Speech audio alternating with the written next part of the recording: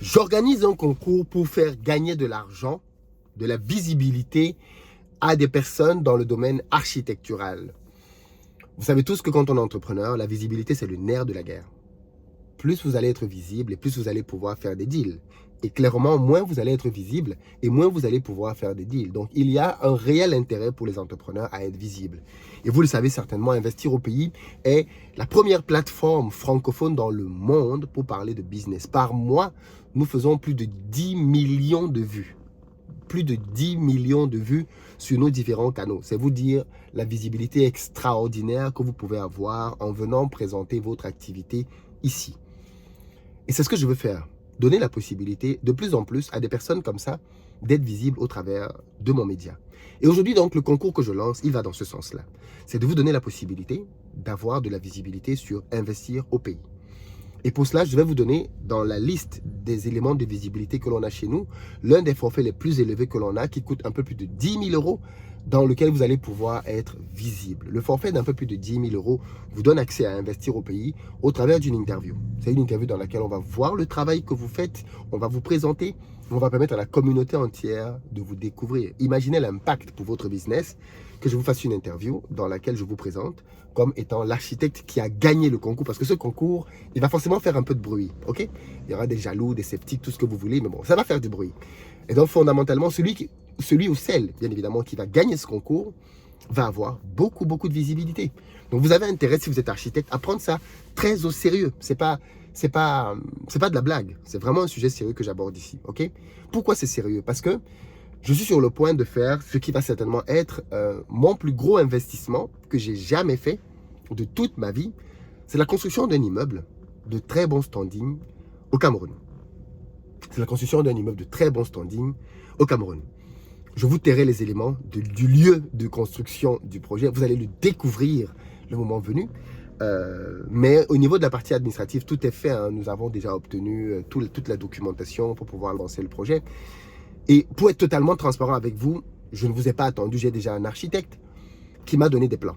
Ok? J'ai un architecte qui m'a proposé des plans. Mais je ne suis pas très convaincu. Tu vois? Je pense qu'on peut faire mieux, beaucoup mieux. Et c'est pour ça que j'ouvre donc ce concours à toute la communauté. À tout le monde. Tous ceux qui sont architectes. Et il y en a quelques-uns quand même dans la communauté. Vous avez la possibilité, au travers de ce concours, de vous faire connaître. De faire connaître votre talent, votre potentiel et de gagner beaucoup de marchés. Parce qu'en fait, je propose aux vainqueurs deux choses.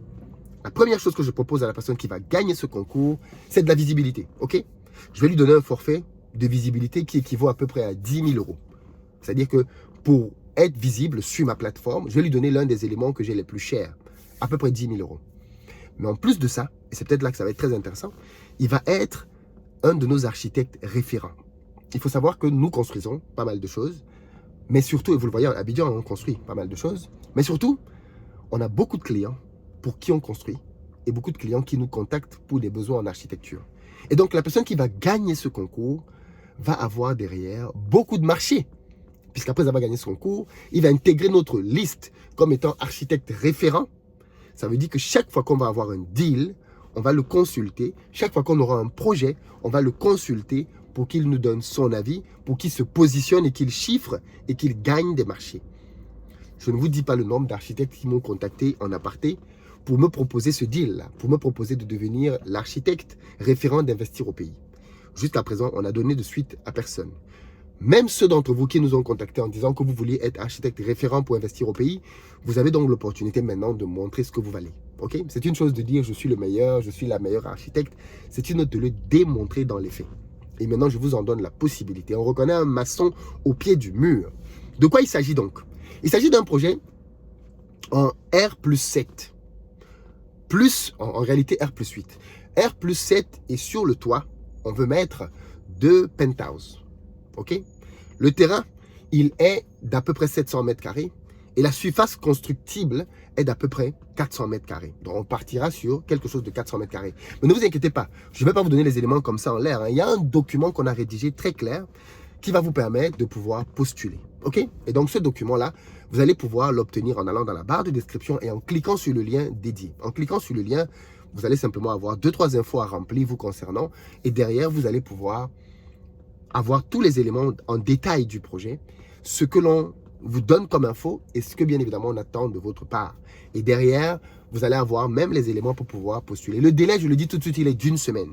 C'est-à-dire que dans une semaine, à compter d'aujourd'hui, au moment où cette vidéo sort, il faudra que l'on ait votre retour. Et cette vidéo sort aujourd'hui, nous sommes le 24 mai. Ok? Donc le 31 mai, à minuit, on arrête la réception des dossiers. Vous avez une semaine pour nous produire un plan. Parce qu'en fait, c'est de ça qu'il est question.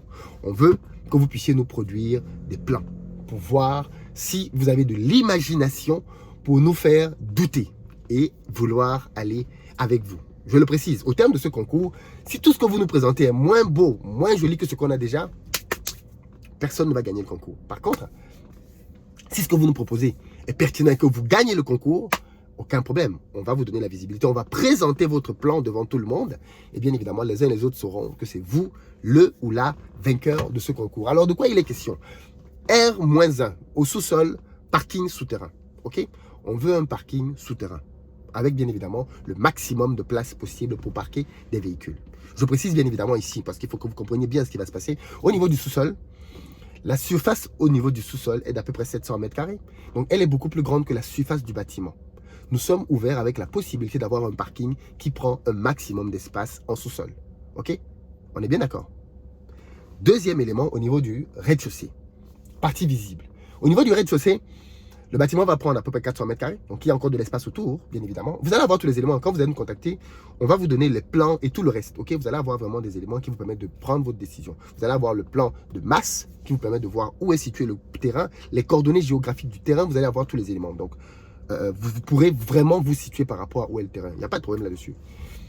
Ensuite, au rez-de-chaussée, donc je disais, deux éléments, en 2 locaux techniques.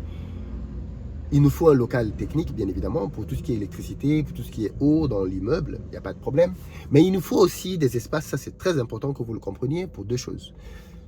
Eau, électricité. Il nous faut un groupe électrogène. On est au pays quand même, on ne va pas faire confiance à 100% à Eneo. Sinon, ton immeuble de standing, ça va devenir un immeuble de noir. Donc non, un espace pour le groupe électrogène, un espace pour l'eau. Ok, on va avoir un forage pour pouvoir, bien évidemment, être autonome en termes d'eau et d'énergie quand Eneo s'en va. Donc ça, c'est bien évidemment à prendre en compte au niveau du rez-de-chaussée. Ensuite, au niveau donc du rez-de-chaussée dans l'immeuble, vous devez mettre là-dedans l'accueil, une salle de sport, une piscine optionnelle.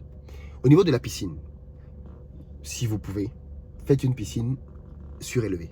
Et pas une piscine qui va venir bouffer des places au niveau du parking en bas. C'est une idée que je vous donne. Après, si vous ne faites pas ainsi, ça vous regarde. En tout cas, c'est une idée que je vous donne.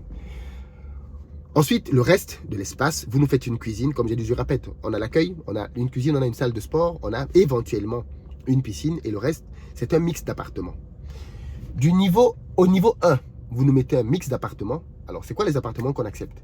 T1, T2, T3. Donc, une chambre, 2 chambres et studio classique, moderne. Ok? Donc chacune, pour le studio classique moderne, il faut environ 30 mètres carrés. Ok? On n'a pas envie que ce soit rikiki. C'est pas une chambre d'hôtel. C'est vraiment un appart-hôtel. Donc, avec un espace cuisine que vous prévoyez là-dedans. C'est à vous de proposer les séparations comme vous voulez dedans. Ok? Mais l'idée, c'est que ce soit quelque chose de fonctionnel. Vraiment. Ça, c'est pour la deuxième partie. Ça, c'est le R+1.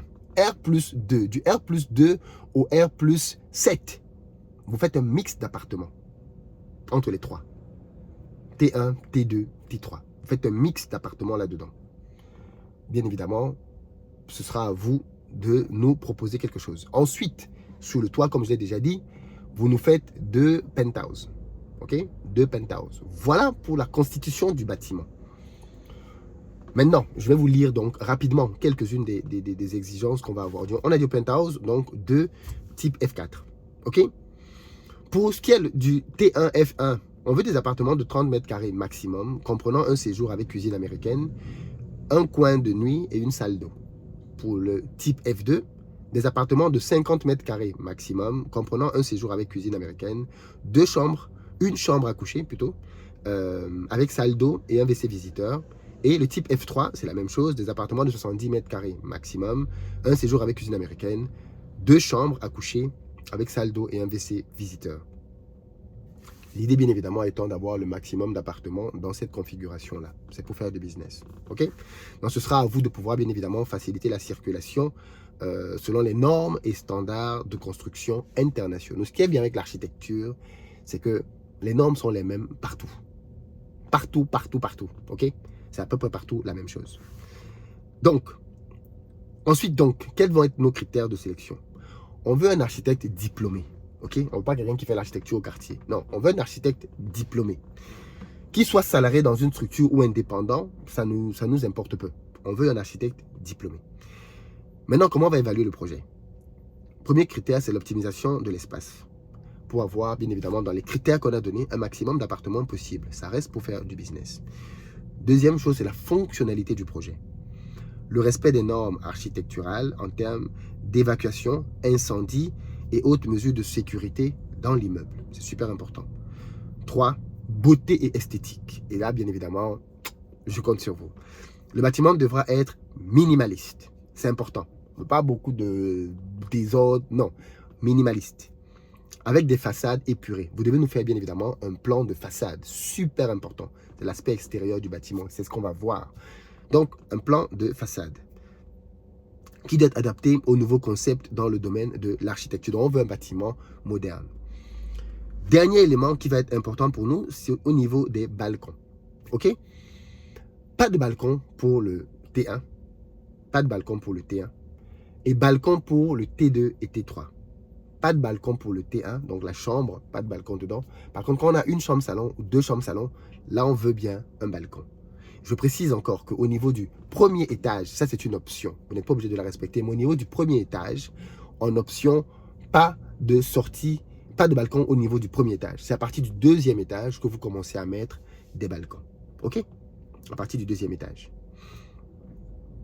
Ensuite, qu'est-ce qu'on va donc attendre au niveau des architectes? Au niveau de la première phase, on veut des esquisses. Simple, on veut des esquisses, l'organisation de l'espace, la conception architecturale et un avant-projet sommaire. OK?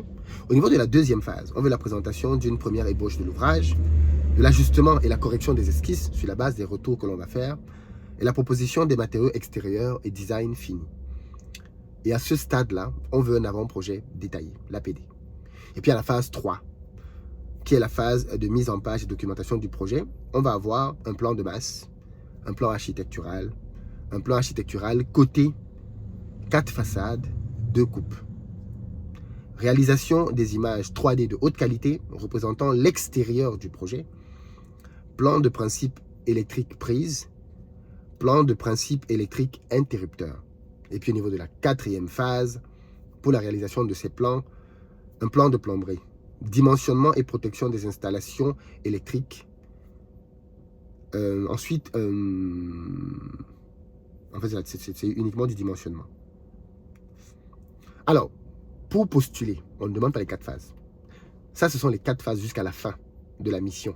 OK? Mais pour postuler, bien évidemment, on veut juste la phase 1. Premières esquisses, organisation de l'espace, conception architecturale et un avant-projet sommaire. C'est ce qu'on veut pour la première phase d'ici une semaine. Le reste, ça va être au fur et à mesure que l'on va continuer le travail. OK? Donc, ça va être ça qu'on attend de vous, les 4 premières phases. Voilà à peu près. Le document, il va être disponible pour ceux d'entre vous qui vont être dans la barre de description pour pouvoir remplir les informations. Partagez-le au max et j'ai hâte que ça commence. Très bientôt.